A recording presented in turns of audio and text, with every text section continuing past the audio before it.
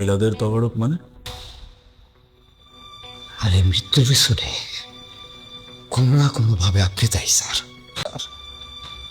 এই অফিসে আমি কত বছর ধরে চাকরি করি, পোলার চিকিৎসার জন্য 50,000 টাকা চাইছি। কাকে কি বলছেন?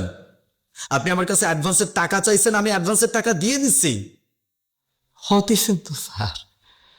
বুঝতে পারছি, আমি সবকিছু বুঝতে পারছি। আপনি এক কাজ করেন, ঠিক আছে? Please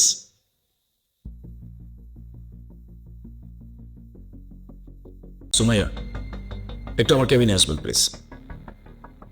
okay. আমাদের বেশ কিছু এমপ্লয়িকে অ্যাডভান্সের টাকা দেওয়ার কথা ছিল, যেগুলো আমি আপনাকে দিয়ে দিছিলাম। আপনি সবাইকে দিয়ে দিচ্ছেন? ওনাকেও কিছু টাকা দেওয়ার কথা ছিল, দিয়ে দিচ্ছেন? জি স্যার, দিয়ে দিয়েছি তো। আচ্ছা, ওনার যেন সাহেব সাহেব কাম ইন প্লেস।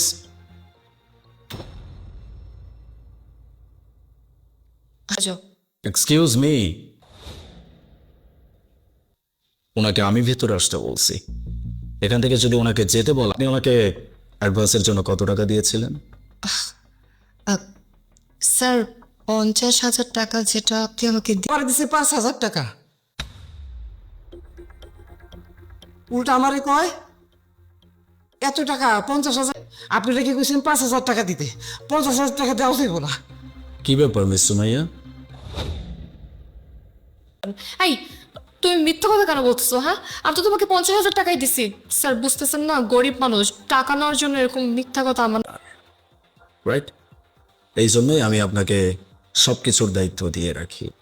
স্যার আমি কেন নিছে ইচ্ছা করা যেত স্যার।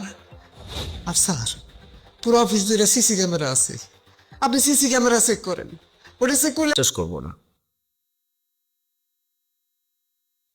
মিস সুমাইয়া, এক কাজ করেন, ডিস্ট্রিবিউট করে দিতে পারেন। রাইট, আপনি এক কাজ করেন, আমাকে ব্যাংক ট্রানজ্যাকশন দেখান। নেই, তাই আমি টাকাটা ওকে ক্যাশিয়ে দিছি স্যার। এখানে তো আমার কোনো ফল্ট নাই স্যার। স্যার উনি খারাপ উপরে মিশা কথা কইতেছে, দেখিব বেতন এলো কয় টাকা, ওটা তোকে ক্যাশে দিয়ে দেবো। স্যার আপনি আপনার পিয়নের কথা শুনে আমাকে এভাবে জেরা কোনো কিছু না জেনে আপনাকে এভাবে জেরা করছি? একদমই না। আবার টাকা দিলেন, আমি তো 50,000 টাকা চাইছিলাম। স্যার আপনাকে 5,000 টাকা দিতে বলছে। তো সরি স্যার, আমার ভুল হয়ে গেছে। আমি আসলে টাকার লোভ সামলাতে পারিনি। স্যার প্লিজ আমাকে মাফ করে দিন। আমি ওনার আমানত। আপনি ওনার সন্তানকে ফেরত দিতে পারবেন ওনার কাছে?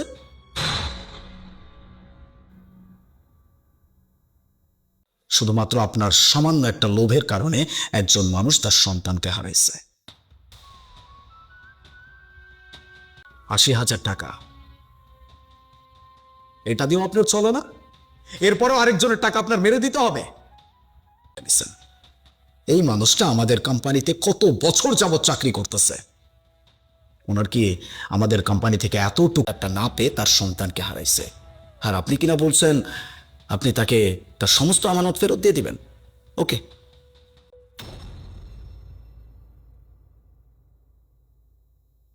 কে পারবেন না তাই তো? আপনি নিচে বলেন, আপনি ওনার কি শাস্তি চান? আপনি যা বলবেন আই প্রমিস আমি ওনাকে সেই শাস্তি দিয়ে আর কি করবো স্যার?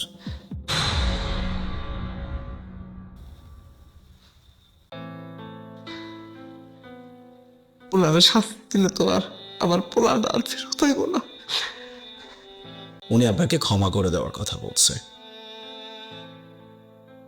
কিন্তু উনি আপনাকে ক্ষমা করলেও আমি আপনাকে ক্ষমা করব না। এমনকি ওই মানুষটা এসে আমাকে ব্লেম করছে, যেটার কোনো কিছুই আমার দ্বারা হয় নাই, আমি করি নাই। আপনার জন্য আর কোনো ক্ষমা হইতে পারে না। এই মুহূর্তে আপনি আমার কোম্পানি থেকে বের হয়ে যাবেন, এ পর্যন্ত করতে পারবেন না। নাও get out. Sir please sir, sir আপনি আমাকে মাফ করে দিন স্যার। লাস্ট বার। আউট।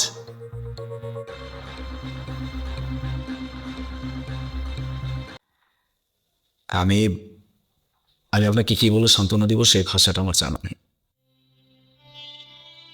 রাখছি না, আমার উচিত ছিল আপনাকে নিজের হাতে টাকাটা দেওয়া, হয়তোবা তাহলে আপনার সন্তান আজকে আপনার সাথে থাকতো। মাপ চাইতেছে। মাপ আমি চাই, আমি ভুল বুঝছিলাম স্যার।